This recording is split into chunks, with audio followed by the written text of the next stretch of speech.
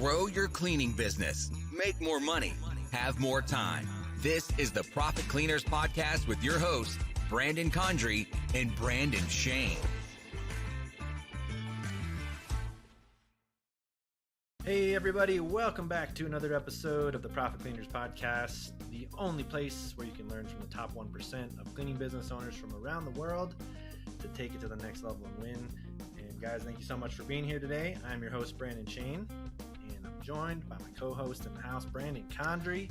How's it going, Brandon? Just enjoying the weather. We are moving and grooving. I live in a heavily wooded mountainous area, and I enjoy the winters, but I sure do like the warm weather also. Yeah, we are getting into, well, it's June 12th at the time of this podcast we're recording, and we're well into summer now, and we're coming out of spring, coming at the beginning of summer. But yeah, kids are out.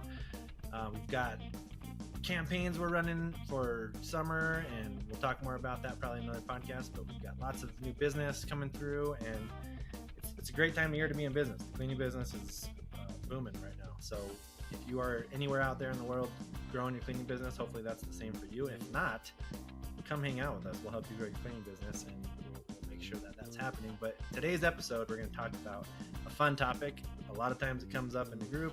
It comes up all the time with questions people reach out with. And actually, I think we're still one of the only guys out there that are actually coaching people that are still using company cars, Brandon. So we're going to talk all about company cars in this episode. We did an original episode back in the day. Yep. I think it was episode 15. You said, Brandon, was when we very first talked about company cars, but let's talk about it again. Are we still doing it? Is it worth it? Is it worth the investment? Why should you do it? Why is nobody else doing it? So let's jump into it. We are. Buy 3 more cars today, aren't we? I have calls set up with 2 dealerships to buy up to 3 cars, and ideally they will cut us a deal on those 3 cars. This isn't going to be a lot different than episode 15. It's just that, episode 15 was probably recorded in mid 2020, I'm guessing, and we are in 2024, 4 years later. Do we still have company cars? Yes. Are we still buying more? Yes. Why are we doing this? There are other cleaning coaches out there. Yeah. Like Brandon and I are not the only ones talking about cleaning in a podcast setting.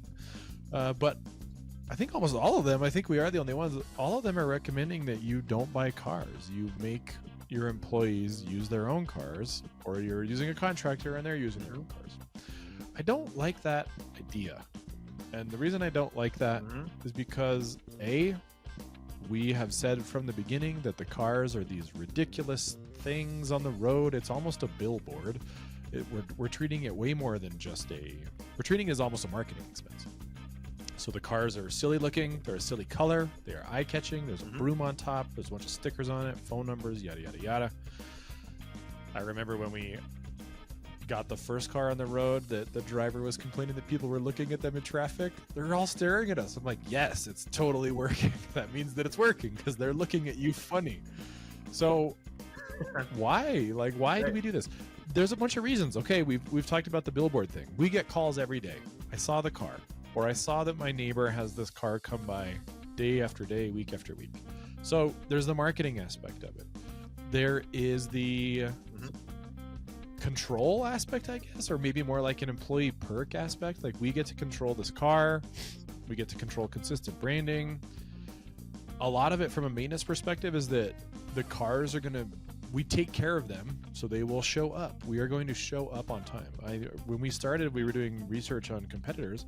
A lot of complaints with other cleaning company owners is that they didn't show up when they said they would because the car broke down. That's not the company if they're using their own cars. That's the employee who's not taking care of that car. So them not showing up on time because of faulty equipment is a problem. It's expensive, so there's lots of reasons not to do it, but yeah. So it's really I was just going to say, it's like reducing variables. We always talk about the best way to scale your business is reduce variables. Reduce the possibility of things going wrong and increasing the possibility of a great customer experience, which is exactly what this offsets, right? Like Brandon said, we have control. there's no excuse now that the teams are like, my car didn't start, or there's oil leaking all over the customer's driveway, or whatever. There's really, like, we're eliminating that variable by having the car, because now there's no excuse. There's always a working car. We can always show up on time, basically, right? So that's huge.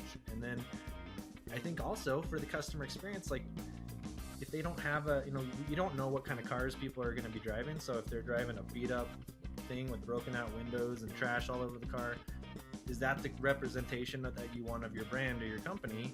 Even if you don't even know this is what your team or your contractors or whatever is driving to people's houses, that's not a good experience. It's not a good look, right? And it's a lost opportunity, because now nobody knows there's even someone cleaning the house. So I think that's one of the biggest aspects of it, because you're right, Brandon, that's a huge complaint that people have. People don't show up on time, and then they don't show up at all. Because the other issue with employees driving their own cars is, people put bumper stickers on cars. Like, what if it's the exact opposite political alignment of your customer, or something really offensive to your customer? Like, doesn't matter what side you're on, just picture the opposite side that you're on showing up to your door and you being really mad that they're there. You know what I mean? So, like, that's just doesn't reflect well on the company. So we hired this company with this super slick website and logo, and then this junker car showed up covered in whatever bumper stickers that make you mad. So that's another option. I think, like, at the end, the reason that a lot of people are suggesting you make the employees use the car is that that's like capitalism. That's what it comes down to. Like, you're trying to run a business as cheaply as possible. It is much less expensive to have an employee use a car. However, I think that this gives us an edge in hiring too. A, we are able to hire people that don't have cars. As long as you can get to the office, I'm good. And B, excuse me, you're not using your personal car, putting wear and tear in it. Like mileage, tires, oil changes, you're now personally responsible for that. So one of our competitors in Albuquerque has them use their own cars. And they advertise, we pay $21 an hour. That sounds great, except when you do the math on how expensive gas is, how expensive tires are, blah, blah, blah. So all that adds up to, we end up paying about the same. It's because I'm not charging you guys they're responsible for gas. Like, that $21 an hour doesn't include gas reimbursement. It's meant for you to cover it out of pocket. So that gives us a little edge in hiring. It gives us an edge in marketing, that they're out there. There is a risk to this. I mean, like, there's no way around it. Like, you have people driving company cars. They're going to get in accidents. We've only had one major one, since we've been in business. They might get speeding tickets. The speeding tickets are on them. We have monitoring of the cars to make sure that they're driving safely. We get an insurance break for that. But if they do get a citation, they're responsible for paying that. That's on them for driving like that. But there's insurance attached to it. There's a little bit of liability. But if it was easy, everyone would do it. So the easy option is what everyone else is doing. You employee, you drive your own car. That makes me really happy as a business owner, because it means I don't have to worry about buying or financing or insuring them or any of that stuff. But that just, I don't know, that's lazy. That's being a lazy business owner to me. You could watch the bottom line. I think it makes way more sense that we have the employees drive their own cars, because then I don't have that expense. True, but then you will stay a little itty-bitty company that makes their employees drive their own cars. Like, what's a big company that has their employees drive their own cars? Like, the only one I can think of is like Uber, and those are 1099 contractors, and there's been lots of lawsuits over that. We're not in that game. I'm talking about a service company. Is there a small service company where they make them drive their own cars? I just don't think it exists, and I don't want to be a small company. Like, we're trying to set up a big cleaning company, and we already are pretty big, but we're not stopping. We're never sleeping on the growth. And I think those cars, let's overestimate it here. We spend $30,000 on a car. That's sky high. We put it on the road. We get some business coming in because it's a funny looking billboard. Well, our average cost as we record this is, $240. Our average price rather is $240 per clean. And each team can do 5 houses a day, and they can do that 5 days a week. And there are 52 weeks in a year. So each one of those cars that we paid $30,000 for is bringing in $312,000 in revenue if they're fully booked.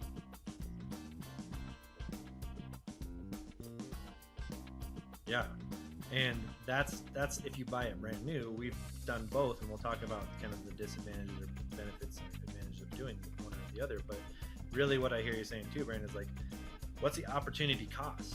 Like, what's the opportunity cost in business? What that word means is the loss of potential gain from another alternative, right? When an alternative is chosen, which, and from my marketing brain, going there is like, wow, every time our cars are driving around, that's visibility. That's creating awareness. That's generating visibility in the community. People see those cars driving across intersections where there's like 50 people watching that, right? Or it's going in, it's driving down on all sorts of busy roads, but most importantly, it's sitting in front of the customer's house and all of their neighbors notice it. And it's that social proof. Just like a review, if they see that car coming back again and again and again on a pattern, they're going to be like, that must be a great cleaning company. I want to ask my neighbor how's it going, right? And then the neighbors are going to share the referral program because they're going to want their next free clean because we have a great referral program. And so it's going to generate word of mouth. It's going to generate all sorts of business for you to offset any of those costs. So like, let's just take a look at that too. We talked recently about on another podcast, lifetime value of a customer. We have customers that have generated over $50,000 for us in the course of the time we've been in business. But just one customer over the course of a year, one bi-weekly customer, is about $6,000, $6,000. So even if we just look at, if we finance the car, obviously we're not shelling out $30,000 up front. But even if we look at the cost of repairs and maintenance over the year, which we do that, it still pales in comparison to the opportunity cost of the additional customers, visibility, heck, just the branding that we get when Brandon and I talk about the cleaning business and people ask us, hey, what cleaning business do you own? And we say the one with the cars, the funny looking green cars with the brooms on top. Almost 90% of people are like, oh my God, I see those everywhere. I saw 3 of them today. I saw 2 last week, So it's like this constant branding and awareness in the community that you're building, that when people think of the cleaning brand, I need my house cleaned. Oh yeah, what's that company? I always see their cars everywhere. That's what they're going to think of because they see it all the time. That's what branding is, right? And so I really think that's one of the biggest pieces of this. What's the opportunity cost of doing it yourself? You miss out on bad customer experiences, teams not showing up, teams not feeling like they want to drive their own cars because it costs them more money. So now they're out extra money, and you're losing out on tons of lead generation, tons of branding opportunities, right? So to me, it just is like, man, I don't see how you couldn't do cars, but let's just share with people, like, what does it cost to maintain them? What is insurance? Like, that's what I think people are worried about, is like, well, if they can make sense, it's just numbers, right? So I don't have a breakdown of of a little bit. Here's what it costs us to do insurance as a whole. We set aside 2.25% of gross revenue to cover all insurance for the business. So that includes automobile, property, fire, liability, and then an umbrella insurance policy. So all of that is included under that. Workers' comp is covered under our payroll exclusions. So that's how much we pay for insurance. Auto is, I think it's the most expensive one out of all those. So I think we were paying, last time we sat down and did the math, it was about $1,000 per car per year because they're in a commercial setting. And then there are repairs, like these are machines that need to be maintained, but we just, like everything else in San Diego Green Clean, we just attached a system to it. So the system is, we found a mechanic that works in the neighborhood. Twice a year, we take them all 14 cars at the same time. Here's 14 cars. They look through it. They do an inspection. They do oil changes, windshield wipers, all the fluids get refilled, and then they tell us, hey, we think it's going to need a this, that, or the other thing in X amount of time. And so that's not inexpensive. Like, we're spending between $1,000 and $2,000 a month on maintenance across the cars, but those are like big purchases that get broken up over the years. So like, we had to do tires for a bunch of cars. That was several $1,000s. Like we're having an issue right now where people are drilling into fuel tanks in the front of the car, like in the front of the building, and stealing gas. And so those are things that we have to repair. That's $500 to get a new fuel tank. But all that being said, if you go back to the opportunity cost, is it worth it for us to do that? How much would we be spending on billboards constantly so that if I were to walk up and ask a random stranger, hey, have you seen the car with the funny broom on top of it? And they say yes, I think it would be thousands and thousands of dollars a year in outdoor advertising to pull that off. So just by the fact that I can talk to random people, they ask, just like what Brandon said, what do you do? Oh, I own San Diego Green Clean. Oh my God, the green cars, I see those all the time. Yes, you do. And you know what they are because they're ubiquitous now. And it's not like we have 150 cars driving around town. There are 12 in Albuquerque. And those 12 cars driving 100 miles a day, every day, that's enough for people to recognize it. So I think that branding play is worth it.